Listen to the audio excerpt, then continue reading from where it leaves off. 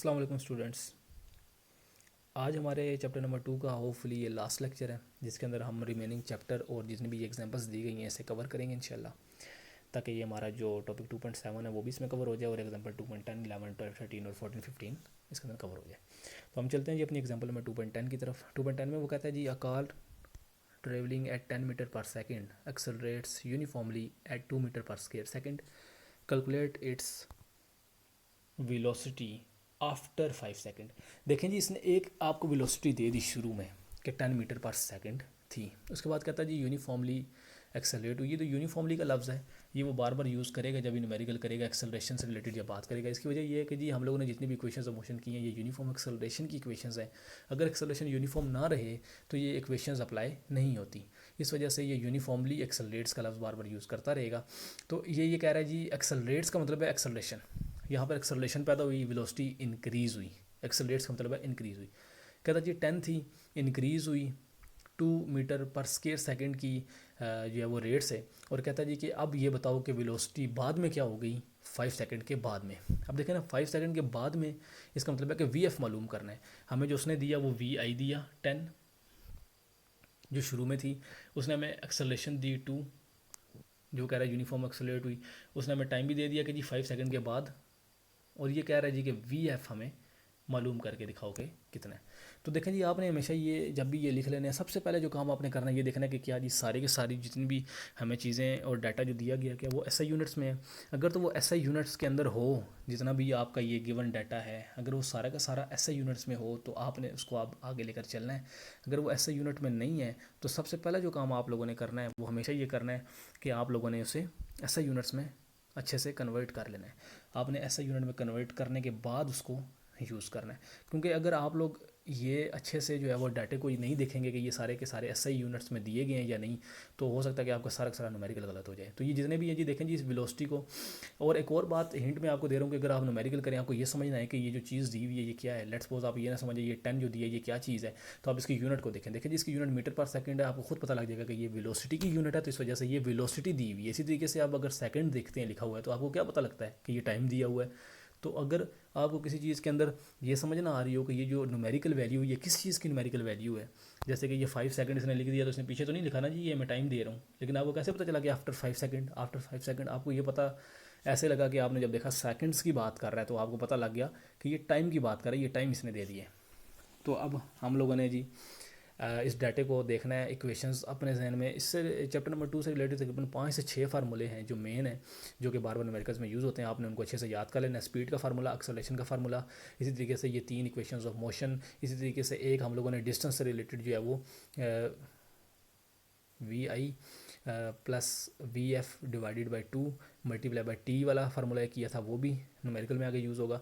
आपने हमेशा ये डाटा वगैरह सामने जो होगा इसे जब आप लोगों ने लिख लेना है तो आप लोगों ने हमेशा ये देखना है कि हमारी कौन सी इक्वेशन है जिसके अंदर सारा कुछ मौजूद हो, हमने जो चीज़ मालूम करनी है वो भी मौजूद हो और जितना डाटा दिया वो भी मालूम मौजूद हो, और कोई ऐसी चीज़ ना हो जो कि अननोन हो इसके अलावा जो हमने मालूम करना है, ताकि हम उसे अप्लाई कर सकें। अब देखें जी वी आई, ए और टी और वी एफ ये सारे के सारे फर्स्ट इक्वेशन में मौजूद हैं, और सिर्फ एक ही चीज़ जो हमने मालूम करनी है वी एफ वो हमारे पास इसके अंदर नहीं होता। तो हम इसमें सिंपल फर्स्ट इक्वेशन लगाएंगे जी, फर्स्ट इक्वेशन मोशन के मुताबिक डाटा पुट करेंगे और ये हमारे पास इसका आंसर आ जाएगा। इसी तरीके से हम चलते हैं जी अपनी 2.11 की तरफ। 2.11 के अंदर वो कहता है जी कि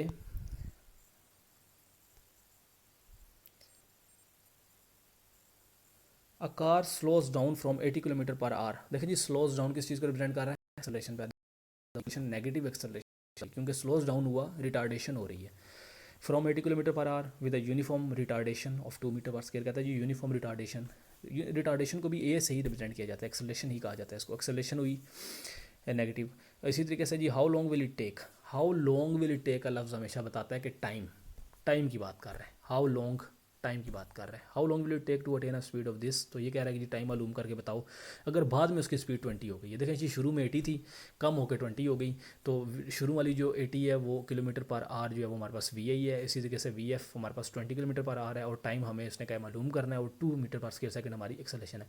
अब पिछले न्यूमेरिकल में भी आप लोगों को मैंने बताया कि आपने हमेशा जब डाटा लिख लेना है आपने सबसे पहले क्या चेक करना है, आपने ये चेक करना है कि जितना भी आपका जो डाटा दिया गया है क्या ये एसआई यूनिट्स में है या नहीं है। तो अगर आप लोग गौर से देखें तो इसके अंदर ये एसआई यूनिट्स में वी आई और वी एफ दोनों के दोनों एसआई यूनिट्स में नहीं है, बल्कि किलोमीटर पर आवर में दिए हुए हैं। तो हमें इसे मीटर पर सेकंड में चेंज करना है। अब मीटर पर सेकंड में देखें जी, किलोमीटर को मीटर में चेंज करना है, आवर को सेकंड में चेंज करना है। ये जो आवर है ना, ये आवर पर में है, यानी कि ये नीचे है, ये डिवाइड में है नीचे। तो किलोमीटर को मीटर में कन्वर्ट करने के लिए हमेशा 1000 से मल्टीप्लाई करते हैं, किलोमीटर को मीटर में कन्वर्ट करने के लिए 1000 से मल्टीप्लाई करते हैं। इसी तरीके से आवर को सेकंड में कन्वर्ट करने के लिए 3600 से मल्टीप्लाई करते हैं। तो 1 आवर है ना, पर आवर का मतलब होता है 1 आवर। तो 1 आवर को मल्टीप्लाई करेंगे 3600 से नीचे, लेकिन ये डिवाइड की फॉर्म में आएगा, यानी कि नीचे 3600 से डिवाइड करेंगे, ऊपर 1000 से मल्टीप्लाई करेंगे। 1000 से मल्टीप्लाई क्यों कर रहे हैं? ताकि किलोमीटर से मीटर में कन्वर्ट हो जाए, इस वजह से। और नीचे 3600 से डिवाइड क्यों कर रहे हैं? ताकि वो पर सेकंड में कन्वर्ट हो जाए, आवर पर सेकंड में कन्वर्ट हो जाए।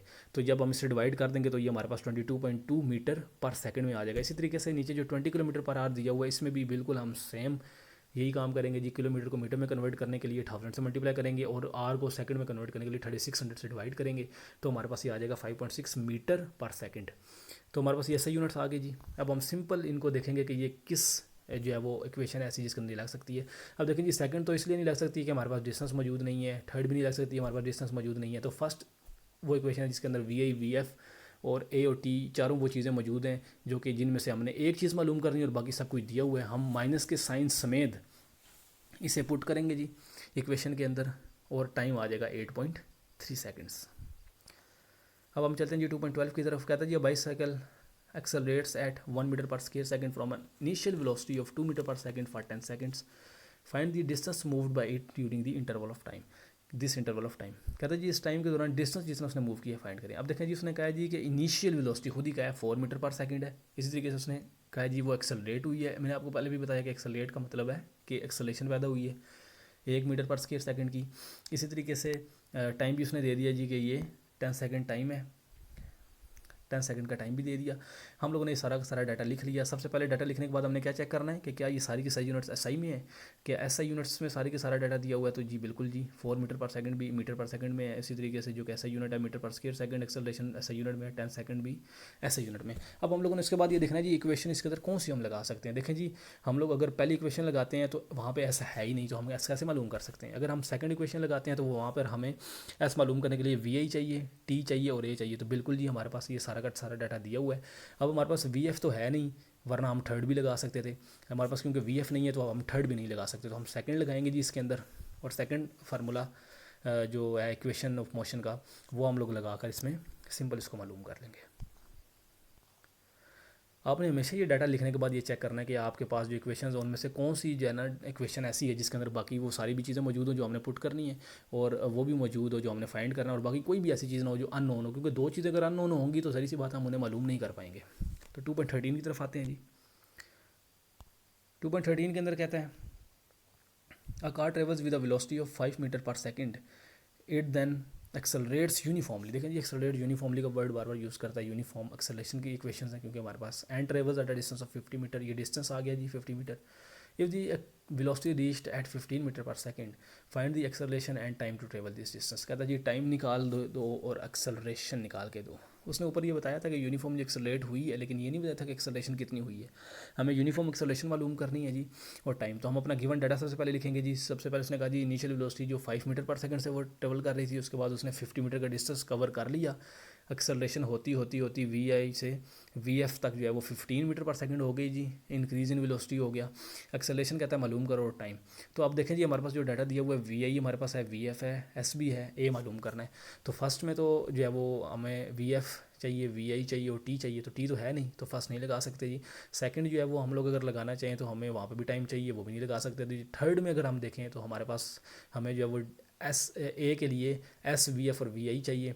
तो जी बिल्कुल हम थर्ड लगा सकते हैं आसानी के साथ। हमने इसके अंदर थर्ड लगा ली, 2as is equal to v f minus v i square, और सिंपल जो हमने इसके अंदर डाटा ये पुट किया सारा, ये स्केयर्स वगैरह लिए, मल्टीप्लाई डिवाइड किया, और a is equal to 2 metre per square second, यानी कि इंक्रीज इन वेलोसिटी आ गया। इसी तरीके से अब हमारे पास ए भी मौजूद है। अब देखें जी, अगर टाइम निकालना है तो फर्स्ट अगर लगाएं तब भी लगा सकते हैं, अगर सेकंड लगाना चाहें तो सेकंड भी लगा सकते हैं। थर्ड में तो टाइम है नहीं, तो फर्स्ट और सेकंड में से जो सी मर्जी आप लगा लें। इसने फर्स्ट लगाई है जो कि छोटी सी बनिस्बतन, अगर आप सेकंड भी लगाएंगे तो बिल्कुल एग्जैक्ट यही आंसर आएगा। एस इज इक्वल टू आप वी आई हमारे पास पुट करें, टी है। देखें जी, वी आई हमारे पास 5 है, तो जो है वो टी हमारे पास हम लोगों ने मालूम करना होगा, प्लस हाफ हम लोग लिखेंगे। ए हमारे पास अब आ चुका है 2, हम इसी को लिखेंगे जी, और साथ जो है वो टी का स्केयर वहाँ पर भी मौजूद होगा। वहाँ से थोड़ा सा डिफ़िकल्ट होगा क्योंकि हमारे पास टी स्केयर भी है, टी भी है, उसके अंदर हमें जो है वो ये होगा फिर के जब हम पुट करेंगे तो वहाँ पे मिड टर्म ब्रेक करनी पड़ेगी, जो कि मैथ में 5 चैप्टर में आप लोगों ने शायद की भी हो। मिड टर्म ब्रेक करनी पड़ेगी, वो मिड टर्म ब्रेक करके 2 वैल्यूज़ आएंगी एंड होपफुली एक माइनस में आएगी, एक प्लस में आएगी। जो प्लस में आएगी टाइम कभी भी माइनस में होता नहीं है, तो इस वजह से हम प्लस वाली वैल्यू ले लेंगे। वो क्योंकि थोड़ा सा डिफिकल्ट है वहाँ पे टी स्केयर होने की वजह से, मिड टर्म ब्रेक की वजह से आंसर यही आएगा।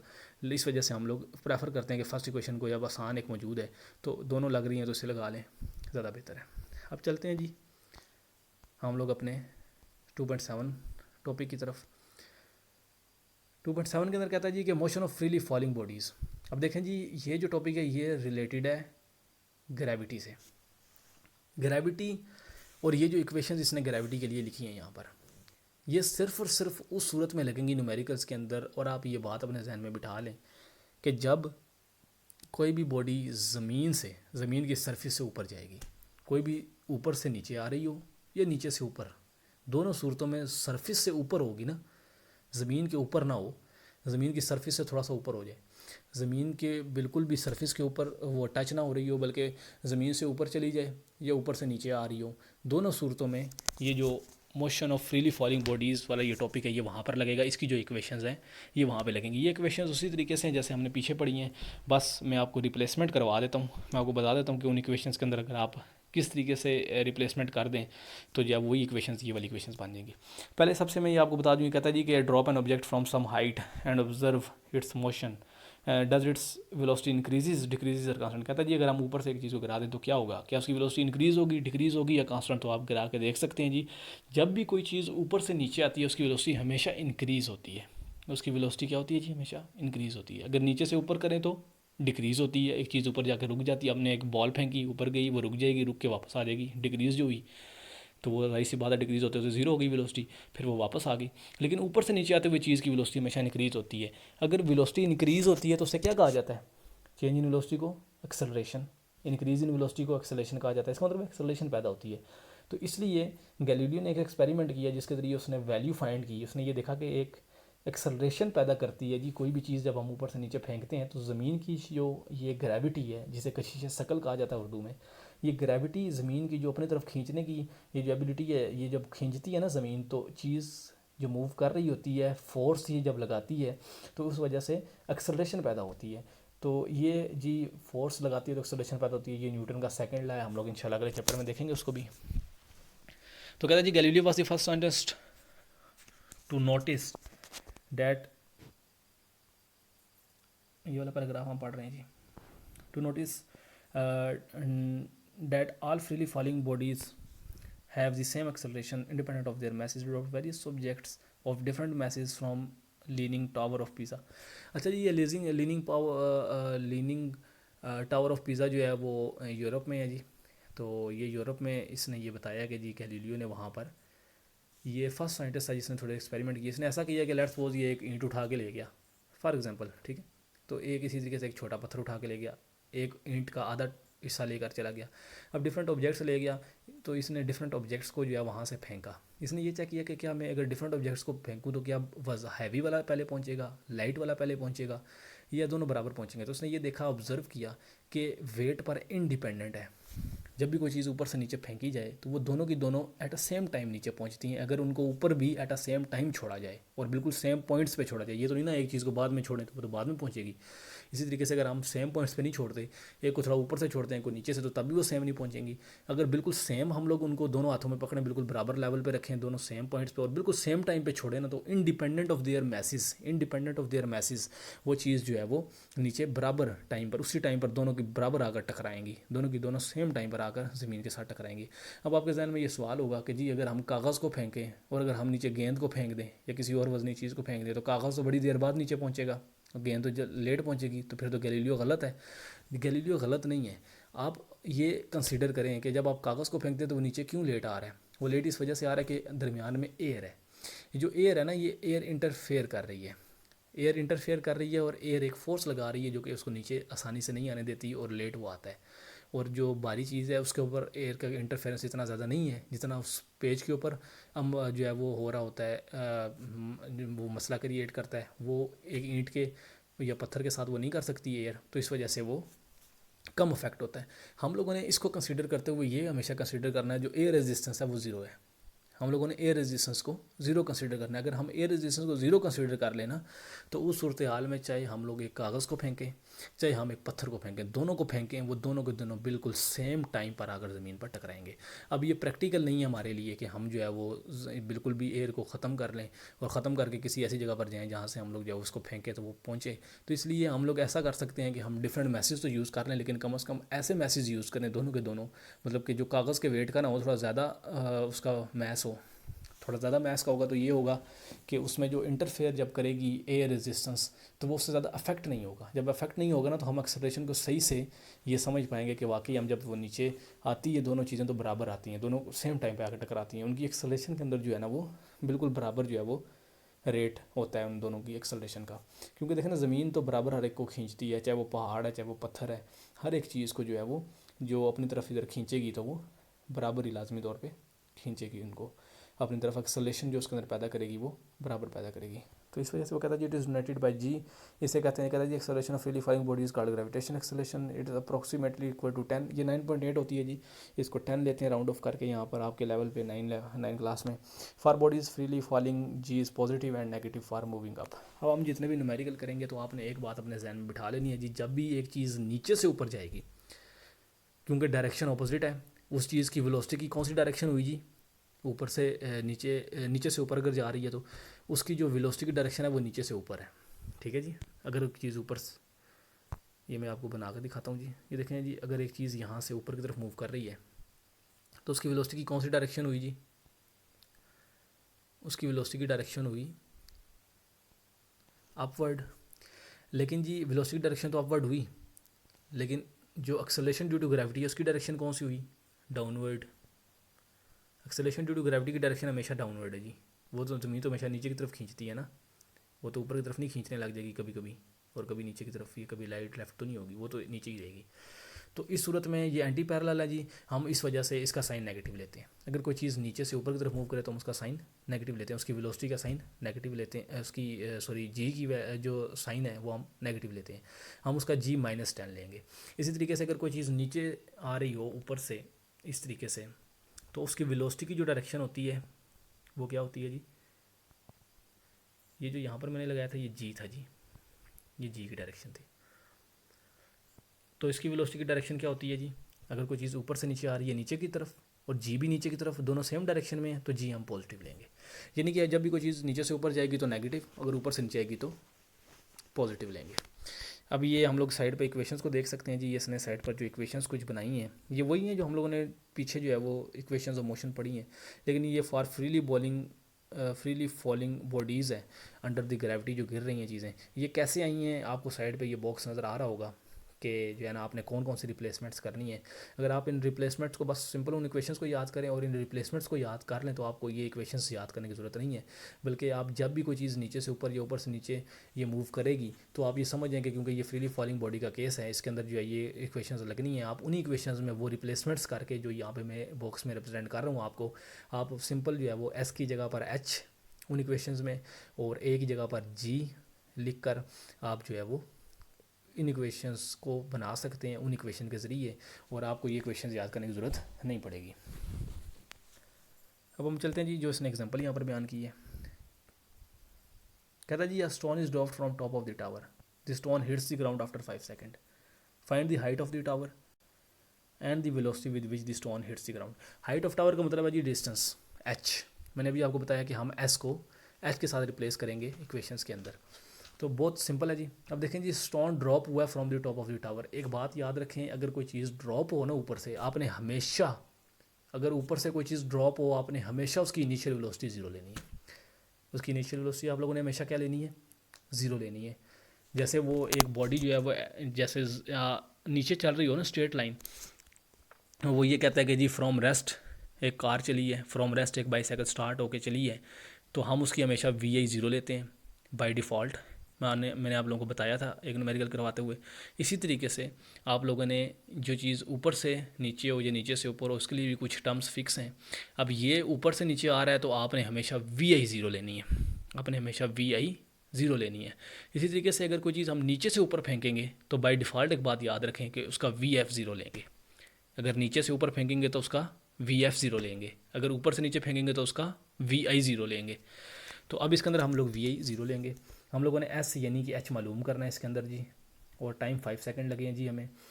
तो बहुत सिंपल है जी, हमारे पास जो है वो अगर हम फर्स्ट इक्वेशन लगाते तो हमें वी एफ चाहिए था, वी एफ इसके अंदर हमें नहीं दिया हुआ, एक्सेलरेशन भी चाहिए वो भी नहीं दी हुई। एक्सेलरेशन को हम लोग अगर जी से यहाँ पर, क्योंकि ये ऊपर से नीचे आ रहा है, हम लोग जी से रिप्लेस कर देंगे 10, वो बिल्कुल हमारे पास आ जाएगी। ठीक है जी, वो हमारे पास आ जाएगी, उसका इशू नहीं है। हमारे पास वी एफ का इशू है तो फर्स्ट इक्वेशन नहीं लग सकती। अब सेकंड की तरफ आए तो हमें वी आई चाहिए जो हमें दिया हुआ है जी, हमें टाइम चाहिए दिया हुआ है जी, हमें एक्सेलरेशन चाहिए, मैंने आपको बताया कि हम इसे जी से रिप्लेस कर सकते हैं क्योंकि ये अब ये ऊपर से नीचे का केस है, इसमें जो है वो फ्रीली फॉलिंग बॉडी का केस आ गया, तो इस वजह से हम इसे जी से रिप्लेस कर सकते हैं। तो हम लोग थर्ड भी नहीं लगा सकते क्योंकि वहाँ पर जो है वो हमारे पास दोबारा से वहाँ पर हमारे पास वी एफ मौजूद नहीं है। फर्स्ट के अंदर तो हमारे पास वैसे भी एस भी मौजूद नहीं है, तो हम वो वैसे भी नहीं लगा सकते। तो अब हम लोग यहाँ पर जब सेकंड इक्वेशन लगाएंगे, हमारे पास सारा डाटा जिसके अंदर मौजूद हो, सिर्फ एक अननोन चीज़ मौजूद ना हो, बाकी सब कुछ मौजूद हो। हम लोगों ने यहाँ पर जो है वो इसको लगाया, एस इज़ इक्वल टू या एच इज़ इक्वल टू, ठीक है जी, इसके अंदर एस को एच से रिप्लेस करेंगे तो H is equal to V I T plus half G T square. G की वैल्यू हम लोगों ने यहाँ पर +10 पुट करनी है। +10 क्यों? क्योंकि ये ऊपर से नीचे का केस है, जब ऊपर से नीचे एक चीज़ आएगी अप से डाउन तो हम हमेशा जी पॉजिटिव लेंगे। तो जी हम लोगों ने ये इसके अंदर पुट किया, 5 का स्केल लिया, मल्टीप्लाई डिवाइड किया, सब कुछ कैलकुलेटर के अंदर डायरेक्टली, इसके अंदर कोई एलसीएम की ज़रूरत नहीं होती है, आप डायरेक्टली प्लस माइनस कैलकुलेटर के अंदर करेंगे तो आंसर इसका आ जाएगा 125। अब हमारे पास एच भी आ चुका है जी। अब हमारे पास जो फर्स्ट इक्वेशन अगर हम वो लगाते हैं वी एफ मालूम करने के लिए, उसने कहा जी वी एफ ही मालूम करना है। दूसरा जो केस है उसने कहा है कि velocity with which the stone hits the ground. देखें जी वी आई तो पहले होती है जो ऊपर होती है, जब स्टोन हिट करता है ना ग्राउंड को तो वो वी एफ होती है। ऊपर से नीचे जब चीज़ आती है तो हमेशा जब वो नीचे हिट करता है वो वी एफ होती है, वो हमेशा बाई डिफ़ॉल्ट वी एफ होती है। तो अब वी एफ मालूम करना है। अगर हम फर्स्ट इक्वेशन लगाएं तो हमें वहाँ पर वी आई चाहिए, ए चाहिए और टाइम चाहिए। हमारे पास यहाँ पर जो है वो ए जो है वो जी के इक्वल है, तो हम लोग जी बिल्कुल हमारे पास मौजूद है, टाइम भी मौजूद है। अगर हम फर्स्ट लगाना चाहें बिल्कुल फर्स्ट आप लगा सकते हैं, आप फर्स्ट इक्वेशन लगाएंगे तब भी ये हमारे पास वी एफ आ जाएगा। सेकंड लगा नहीं सकते क्योंकि सेकंड के अंदर वी एफ मौजूद नहीं है। थर्ड भी लगा सकते हैं क्योंकि थर्ड के अंदर भी वी एफ मौजूद है, तो आप यहाँ पे इसने थर्ड लगाई है। आप अगर फर्स्ट लगाना चाहते हैं तो आप फर्स्ट भी लगा सकते हैं, आप फर्स्ट भी लगाएंगे तो बिल्कुल यही आंसर आएगा जो इसने थर्ड लगा कर फाइंड किया है जी, वी एफ और इज इक्वल टू। तो आपने रट्टा नहीं मारना इन चीज़ों का, बल्कि आपने हमेशा इसकी प्रैक्टिस करके ये कंसेप्ट बनाना है कि हमारे पास जब डाटा मौजूद होता है तो हम देखते हैं कि हमारे पास कितनी इक्वेशंस हैं जिनके अंदर ये डाटा लगा कर एक अननोन, सिर्फ एक ही वही चीज़ अननोन हो जो हम मालूम करनी और हम वो मालूम कर सकें। ये भी हो सकता है कि आपको 2 फार्मूले लगाने पड़े, एक में फिर लगा कर हमें वो चीज़ मालूम करके लानी पड़े जो कि हमारे मेन फार्मूले में ना हो, फिर उस मेन फार्मूले में वो पुट करें तो फिर अननोन फाइंड हो, ऐसा भी हो सकता है। लेकिन मेजोरिटी केसेस में ये है कि सिंगल फार्मूले से वो चीज़ आ जाती है। तो इसलिए आप लोगों ने इस बात को देखना है कि जो डाटा दिया हुआ है और जो हमारे पास फार्मूले आपको याद हैं 5 से 6 इस चैप्टर से रिलेटेड, क्या वो जो हैं उनमें से कौन सा ऐसा फार्मूला है कि जिसके अंदर ये सारा डाटा हम अगर पुट करें तो एक अननोन होगा जो कि हम फाइंड कर लेंगे। तो इसके अंदर मैंने आपको बता दिया जी, हम थर्ड भी लगा सकते हैं और फर्स्ट भी लगा सकते हैं। इसके अंदर कोई भी ये जो है वो रूल नहीं है कि हम फर्स्ट ही लगाएंगे या थर्ड ही लगाएंगे, क्योंकि हमारे पास डाटा मौजूद है दोनों का, दोनों में से वी एफ आ सकता है। अब चलते हैं जी नेक्स्ट 2.15, कहता है जी या boy throws a ball vertically up. अब देखें जी यहाँ पे अप जा रही है, मैंने आपको बताया कि जब ऊपर से नीचे आएगी तो वी आई ज़ीरो हमेशा। अब ये ऊपर की तरफ जा रही है तो वी एफ ज़ीरो हमेशा। एक तो V F zero by default एक बात, और दूसरी बात जी यहाँ पर नेगेटिव होगा जी। जी यहाँ पर क्यों नेगेटिव होगा जी? क्योंकि नीचे से ऊपर जा रही है चीज़, जब नीचे से ऊपर जाएगी तो हमेशा जी की वैल्यू और एक्सेलरेशन ड्यू टू ग्रेविटी की और जो वी आई जो होता है, ये जो वेलोसिटी होती है उसकी वैल्यू आपस में जो डायरेक्शन है वो अपोजिट होती है, तो इस वजह से हम इसकी वैल्यू नेगेटिव लेते हैं। अब देखिए जी कहता है जी after 5 second maximum height reach by the ball, और वेलोसिटी फाइंड करें जी जिससे हमने उसे थ्रोन अप किया वी आई यानी मालूम करें। ठीक है जी, जिससे हमने थ्रो किया वो वी आई होगी। अब इसने जो टाइम दिया ना, ये कहता है जी इट रिटर्न्स टू ग्राउंड। अच्छा, इसने ये नहीं कहा कि ये टाइम है it reach is maximum height after 5 second, ये नहीं कहा। इसने कहा जी टाइम, ये वो टाइम है जो यहाँ से नीचे से ऊपर जाते हुए भी लगे और ऊपर से नीचे आते हुए भी वापस लगे। तो देखें जी, अगर नीचे से ऊपर जाते हुए और ऊपर से नीचे आते हुए 5 लगा ना, तो सिर्फ नीचे से ऊपर जाते हुए 2.5 लगा। इस 5 को हम 2 से अगर डिवाइड कर लें, दो हिस्सों में डिवाइड कर देना, एक नीचे से ऊपर जाते हुए और फिर ऊपर से नीचे आते हुए प्लस करें, टोटल जो है 5 बनता है ना, तो हम इसे दो हिस्सों में तकसीम कर लें। नीचे से ऊपर जाते हुए 2.5 लगा, फिर ऊपर से नीचे आते हुए भी 2.5 लगा। ये बात याद रखें कि जितना टाइम नीचे से ऊपर जाते हुए लगता है ना, हमेशा उतना ही ऊपर से नीचे आते हुए लगता है। ये टाइम हमेशा बराबर होता है। तो इसलिए जी ये टोटल 5 को हम 2.5 में डिवाइड कर सकते हैं। उसने कहा जी मैक्सिमम हाइट, देखना मैक्सिमम हाइट का ताल्लुक सिर्फ नीचे से ऊपर जाने में है, तो हम वो टाइम नहीं लेंगे जो ऊपर से नीचे आने में है, हम सिर्फ वही हिस्सा लेंगे ना जो हम हाइट का लेना चाहते हैं। अब हाइट जब मैक्सिमम जो कितने रीच की है उसका ताल्लुक सिर्फ इस चीज़ से है कि वेलोसिटी कितनी थी शुरू में, वो उसके बाद फाइनल वेलोसिटी कितनी थी, या जो टाइम लगा दरमियान में वहाँ तक हाइट तक जाते हुए, सिर्फ हम वो लेंगे ना टाइम। तो इस वजह से हम लोग यहाँ पर वी हमें नहीं पता, जी हमारा -10 है, टाइम हमारा टोटल 5 है। मैंने आपको बताया कि हमेशा जब भी हम लोग नीचे से ऊपर कोई चीज़ को फेंकेंगे तो हमेशा हम ज़ीरो लेंगे। देखें ना, जब भी हम कोई चीज़ नीचे से फेंकते हैं ना, तो वो ऊपर जाके पहले रुकती है, ऊपर जाती है, ऊपर से फिर वापस आ जाती है, तो ऊपर जाके वो रुकती है 1 सेकंड के लिए, ऊपर रुकती है, तो ज़ीरो हो जाता है। अब दोबारा फिर वो नीचे की तरफ आ जाती है। इस वजह से हम इसमें हमेशा ज़ीरो लेते हैं जी। ऐसा हम लोगों ने मालूम करना है, या एच इसको कह लें। अब चलते हैं जी अपनी, पहले तो ये टाइम जिसने कवर, ये देखें जी, क्या था जी, as acceleration due to gravity is uniform, hence the time taken will to go up will be equal to the time taken to come down, half t naught। ठीक है जी। अब देखें जी, यही चीज़ें एक न्यूमेरिकल के अंदर भी यूज़ हुई है। अगर आप लोग ये स्टेटमेंट याद कर लें तो अच्छी बात है। आपने न्यूमेरिकल के अंदर एक न्यूमेरिकल ऐसा आएगा, मैं वहाँ पे आपको बताऊंगा, आपने उस न्यूमेरिकल में भी ये स्टेटमेंट लिख कर सिंपल आप मसला हल कर सकते हैं। वहाँ पर उसने हमें टाइम दिया है, एक नीचे से ऊपर का या ऊपर से नीचे का एक टाइम दिया, हम दूसरे टाइम को ये स्टेटमेंट लिख कर ये लिख सकते हैं कि वो भी इतना ही है, और टोटल टाइम हम वहाँ पे निकाल सकते हैं। ये न्यूमेरिकल के अंदर भी बाद में यूज़ होना है। तो ये आप बात याद रखें जी, नीचे से ऊपर और ऊपर से नीचे दोनों टाइम बराबर होते हैं। तो अब हम इसका हाफ कर लेंगे 5 का, 2.5, तो हमारे पास ये टाइम आ गया मैक्सिमम हाइट रीच करने का टाइम। 2.5 हमें टाइम लगा जी मैक्सिमम हाइट रीच करते हुए। अब हमारे पास फर्स्ट इक्वेशन ऐसी है जिसके अंदर हमारे पास भी मौजूद है, भी मौजूद है, और हमारे पास जो है वो जी भी मौजूद है और टी भी मौजूद है। इसमें से हम आराम से इनिशियल वेलोसिटी निकाल सकते हैं। अब देखें जी, हम लोगों ने जो हाइट निकालनी थी, अगर हम लोग हाइट निकालना चाहें तो हमारे पास क्योंकि मौजूद नहीं है, हम सेकंड इक्वेशन नहीं लगा सकते, हम थर्ड भी नहीं लगा सकते क्योंकि वहाँ पर भी मौजूद नहीं है। तो इसलिए हम लोगों ने पहले निकाली है। इसी तरीके से सेम एज द केस इसके अंदर एक न्यूमेरिकल भी है चैप्टर के अंदर, जिसके अंदर उसने इसी तरीके का बिल्कुल ये सवाल दिया है।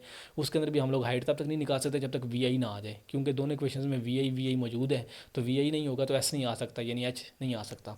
इसलिए उसने पहले निकाला है। तो जब भी ऐसे आपका क्वेश्चन है तो आप ये देख लें, अगर एक चीज़ एक पार्ट पहले नहीं होता तो आप सेकंड पार्ट पहले कर लें, जब उसका आंसर आ जाए तो फिर आप फर्स्ट पार्ट करें। तो इसके अंदर हम लोग पहले निकालेंगे जी। फर्स्ट इक्वेशन हम लोगों ने लगाई जी, हम -10 पुट करेंगे, टाइम हमें दिया हुआ है, हम लोग मालूम कर रहे हैं, और इस टाइम 0 है, हमारे पास आ जाएगा। अब आने के बाद आप चाहे सेकंड लगा लें, आप चाहे थर्ड लगा लें। थर्ड के अंदर भी हमारे पास ए मौजूद है, ए इस टाइम जी के इक्वल है।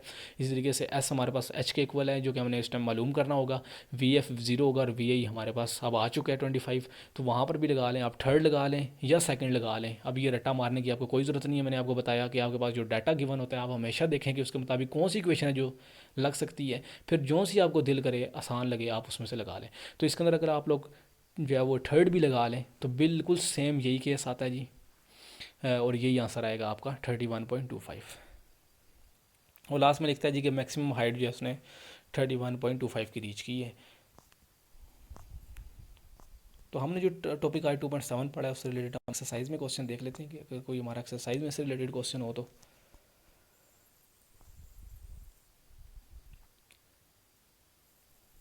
इसके रिलेटेड कोई डायरेक्टली क्वेश्चन जी यहाँ पर मौजूद नहीं है, तो हम इंशाल्लाह ये जो बाकी कुछ क्वेश्चन हैं जिनका डायरेक्टली तो नहीं है लेकिन इनडायरेक्टली उससे लिंक है, जैसे कि अभी ये कहना वेलोसिटी वाला भी क्वेश्चन था ऊपर, तो हम इनके आंसर भी मैं आपको प्रोवाइड करूँगा, और ये हम लोग जो है वो देख लेंगे बाद में।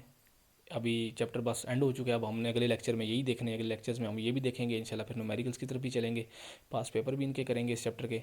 ये 2.13 जी ड्राइव इक्वेशन से रिलेटेड था। ये पिछले लेक्चर में मैं जो है वो इसका रेफरेंस लिखवाना भूल गया पिछले लेक्चर में कि ये मैं लिखवा दूँ। ये मैंने आप लोगों को बताया कि जो जिस टॉपिक का होता है आप लोग लाजमी तौर पर उस टॉपिक के साथ उसका रेफरेंस लिख लिया करें, ताकि आपको पता हो कि इससे रिलेटेड क्या क्वेश्चन आ सकता है, क्योंकि जो एक्सरसाइज में क्वेश्चन लिखे होते हैं उससे रिलेटेड ज़्यादा चांस ही होता है कि वो उससे रिलेटेड वो वाला क्वेश्चन अगर सिंपल देगा ना, कंसेप्चुअल नहीं देगा, तो वही देगा।